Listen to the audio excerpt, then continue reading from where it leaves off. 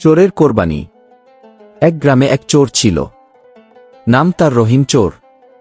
সারা জীবন চুরি করেই খায়, কিন্তু ইদানিং তার মনটা একটু একটু করে নরম হয়ে যাচ্ছে।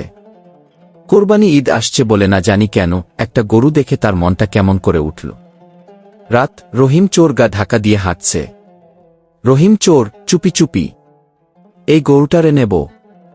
হুজুররা তো বলেন কোরবানি দিলেই অনেক সওয়াব।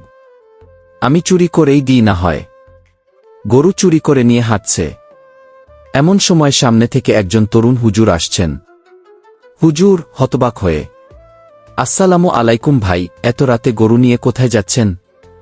রহিম চোর সিদ্ধান্ত নিয়ে বলল, ওয়ালাইকুম সালাম হুজুর। কোরবানির এত ফাজিলত শুনছি, ভাবলাম চুরি করেই হোক আমি গরু কোরবানি দিব। হুজুর থমকে দাঁড়ালেন।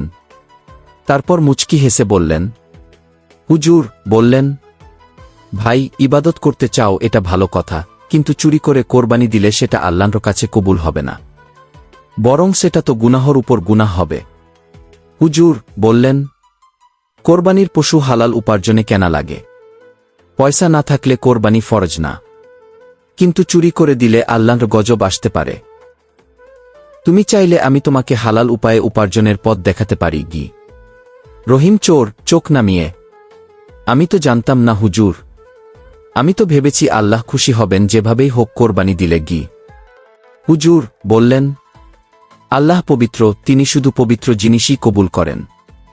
চুরি, অন্যায়, হারাম থেকে ফিরে এসো ভাই, তখনই কোরবানির আসল ফজিলত পাবে কি। রহিম চোর গরু ফেরত দিয়ে হুজুরের সাথে মসজিদের দিকে হাঁটছে। রহিম চোর মুচকি হেসে, হুজুর এবার থেকে ইনশাল্লাহ হালালেই চলব। দোয়া করবেন ই। হুজুর বললেন, আল্লাহ তোমাকে হেদায়াত দিন ভাই। চুরি করে কোরবানি নয়, হালাল উপার্জনে কোরবানি দিতে হয়। আল্লাহ শুধু তাকওয়া ও পবিত্রতা গ্রহণ করেন। কোরবানির শিক্ষা হল ত্যাগ, গুনাহ নয়।